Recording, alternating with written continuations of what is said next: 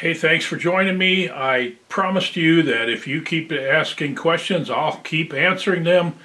So that's what we're going to do here today. And just a reminder that I did not guarantee you that all the answers would be correct. They're just my opinions. So we've got several questions here about bear hunting, and we also had some questions that were asked about me personally, which typically I haven't answered them before, but towards the end of this video I think I'm going to go ahead and answer a couple of those because I think they're probably questions that you'll be curious about. Okay, here's question number one. When choosing a bait site location, you have mentioned the importance of water nearby. Is there an ideal distance to be from the water? That's a good question that I would say there probably is an ideal distance, but I don't know what that ideal distance is, and it's probably different from location to location. I would say that the ideal distance is probably, if I had to put a number on it, it's going to be between 100 and 200 yards. And the best way to frame this, I guess, would be to tell you that probably there is a too close and a too far. And a too far would be a situation in which it's warm weather and a bear is laying in the edge of a swamp, and the time that he takes to get to your bait is going to be too long. And keep in mind that what activates a bear to go feed typically is the sun drops below the top of the trees, or it's just starting to get a little bit dark. The daylight level is starting to go down, and that bear's going to get up and stretch and say, I'm going to go get something to eat. And if he's too far from your bait, there's just a really good chance that he's not going to get there before dark. And he might just arrive as you're climbing down, which is a bad situation. Okay, so too close would also be a situation where you could spook the bear when you actually come into bait.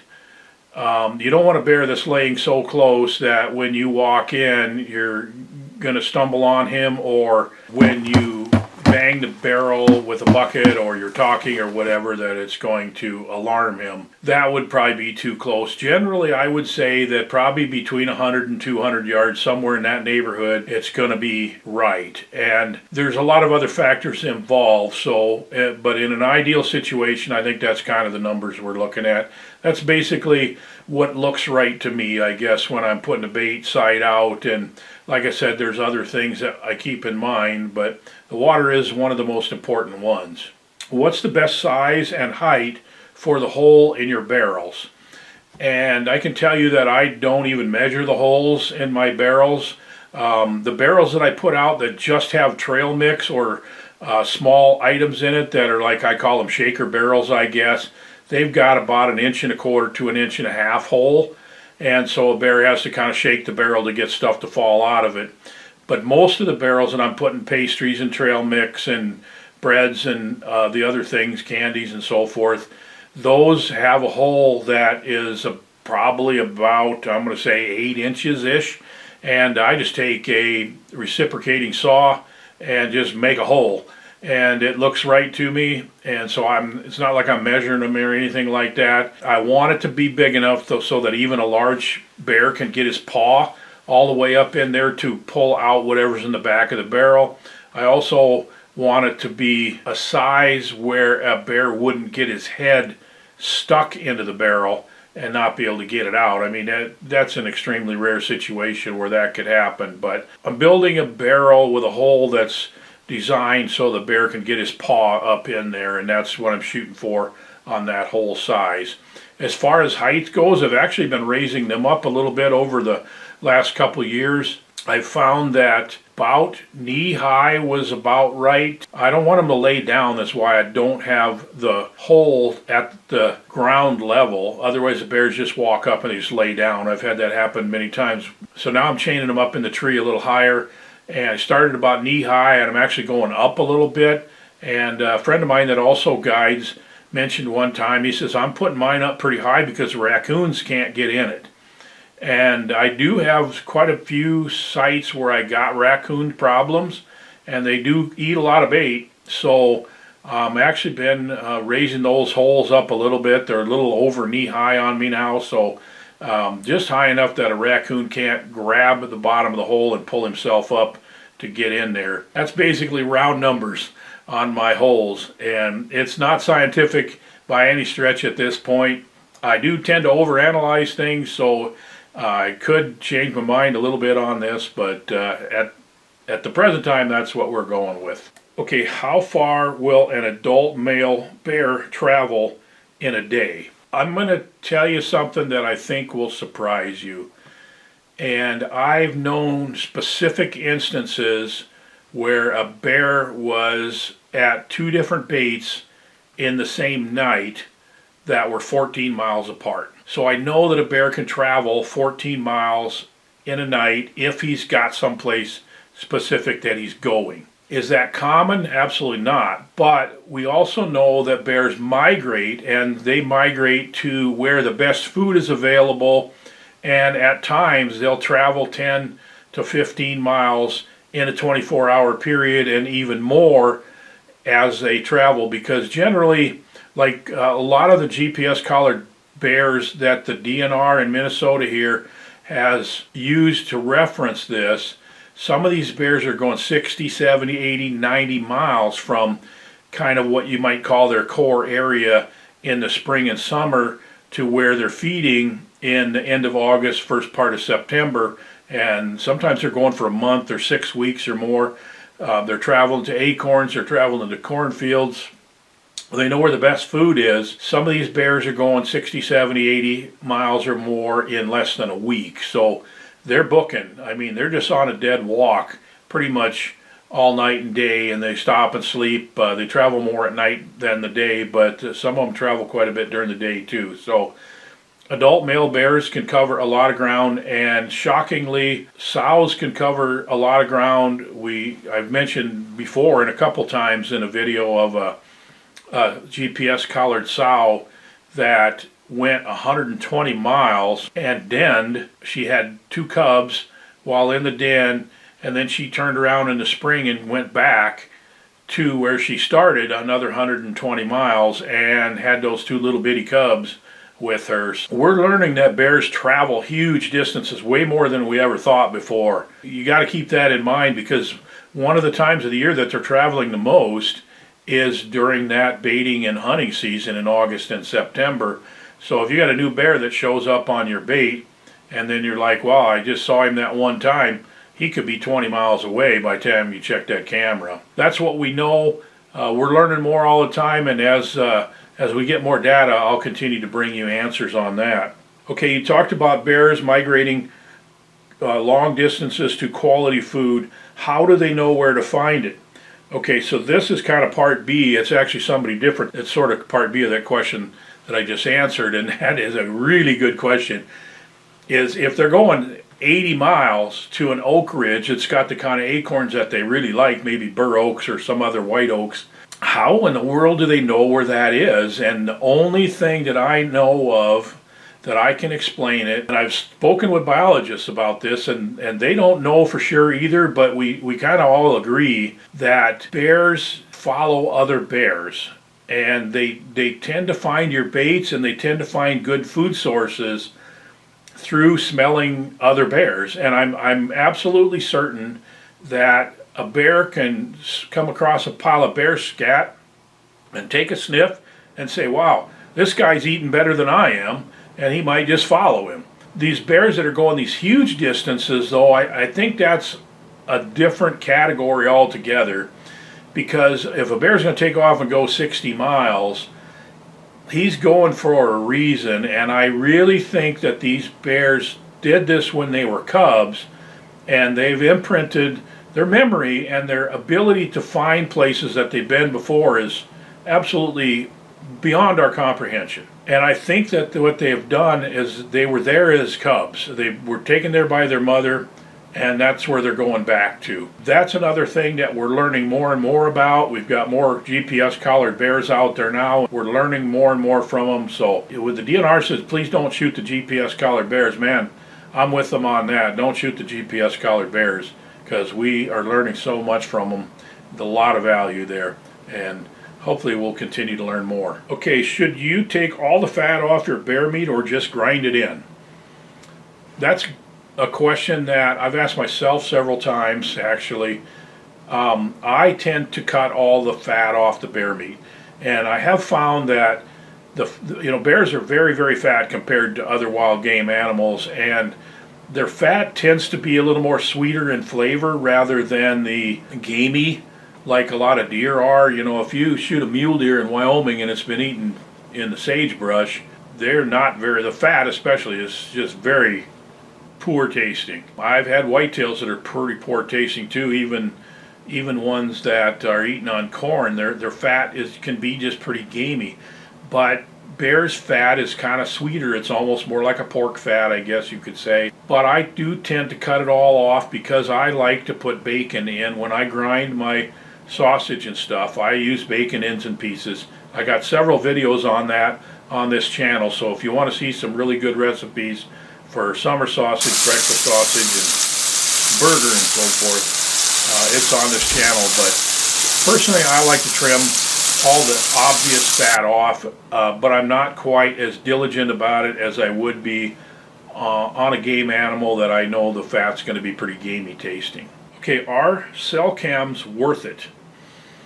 Cell cams are absolutely worth it, but here's the thing. Bears chew on cameras, and cell cams are more expensive, so it's going to cost you a lot more money if you're putting cell cameras out there. And you can put them in boxes. They make bear boxes for several of the cell camera companies.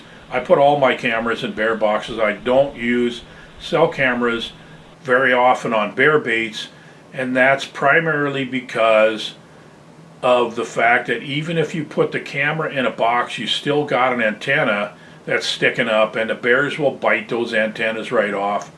And they'll usually be laying right there on the ground, but they're usually ruined. Are cell cameras worth it? Yes and no. The advantage of a cell camera is that you know what's happening at the bait without walking in there and leaving human scent and human intrusion and risking bumping the bear. You don't have to go in there to check the camera, and so that's the advantage of the cell cameras. Very significant advantage, but if they're just going to bite the antennas off and they're not sending you pictures anyway, it's a real trade-off. So I just bought 3 new Tacticam reveals. I'm going to put them on some bear baits next year and just see how it is. I know people who swear by using these cameras on bear baits, and they've convinced me to at least give it a try. Okay, a couple of these personal questions here that people ask me. I did a video on this Toyota Tacoma pickup that I bought for a bear hunting truck, and I rigged it up with all these extra lights and a grill guard and all these fun things to make it into what I kind of consider the ultimate bear hunting truck. And this question is, so how do you like the bear hunting truck after you've used it for an entire hunting season? And the answer to that is I really do like it, and I actually have put a couple more things on it because my wife backed it into a tree and smashed one of the reverse lights that I had put on the bumper, and so I took the bumper off and put a new bumper on it with some even brighter reverse lights in there. It's quite a sturdy bumper, and it's got little rings that you can pull something out of the ditch or something like that, or help somebody get out of the mud or whatever, and hopefully my wife won't back into a tree again, but it's a little sturdier bumper. So I really like the lights. Spent a lot of time on these forest roads turning around at night. Those extra reverse lights are really good. Backing up to a trailer at night it's so helpful to have those extra lights, and backing a boat down a boat ramp, and just having lights that you can shine way out in front of you, so you're not as likely to hit a deer. The brush guard helps protect, and the topper that I got on this truck is really important too, because it allows you to lock things in there and keep things away from prying eyes. And I might be sitting in a stand or taking somebody that's sitting in a stand and park the truck and leave it for a few hours out in the woods, and if you got buckets that have had bait in them and they got sticky stuff on the sides of them and things like that, you might come back and find that the bears have climbed into your truck. So that's the advantage of having a topper on it. So yeah, I really like it. I might add some more things to it. I don't know what they would be at this point, but it's I put new tires on it, so I got a lot better traction and more all-terrain off-road, I guess, type tires, but not so aggressive tread that they have a lot of road noise. So I really like it. I really like it, and if you want to build a truck that's just for your bear hunting, this would be a really good choice, just the way I've done it. It's my advice. Okay, another personal question. Tell us a couple things about yourself that most followers of this channel do not know, because we know all about your bear hunting, but we don't know much about you personally. I just don't talk much about my personal life, and I guess I just assume people are interested in the hunting and fishing and the aspects of that I do, the baiting and the guiding, and I just assume that's what everybody's interested in. But maybe there's people that are more interested in me personally and my family and so forth, so I'll tell you some of that. A couple things that he says most people don't know. Here's one. I worked on a commercial fishing boat in Alaska when I was younger. If you've seen Deadliest Catch, it was similar to that, except I worked in the summers in Alaska on a purse seine boat. Made really good money, worked really hard, basically made a year's income in 3.5 months, and also did a year's work in 3.5 months. But it worked for me because I was commercial fur trapping in the fall and winter, and somewhat in the spring with the beaver trapping and so forth. So in the 80s, you could make a pretty good living trapping. I was a full-time commercial trapper, and actually designed and implemented a lot of the snaring tactics for snaring fox and raccoon that are being used today. And I see people writing magazine articles about them in Fur Fish Game, and they're explaining tactics that I first used in 1983, and that's pretty cool, actually, that I've helped people in that way. So I wrote a lot of trapping books and magazine articles at the same time when I started writing deer hunting articles, and then in the late 90s I started really getting into writing bear stuff and then more and more as I really, I guess you could say, got good at it and felt confident that I could say things that would help people. So as far as family goes, I've got 5 kids, got 4 boys and 1 daughter, and they range in age from 41 to 27. I'm going to have 13 grandchildren. I got 12 right now and 1 more on the way. So family's really important to me. I love my kids, and we're all getting together here for Thanksgiving. A bunch of us are.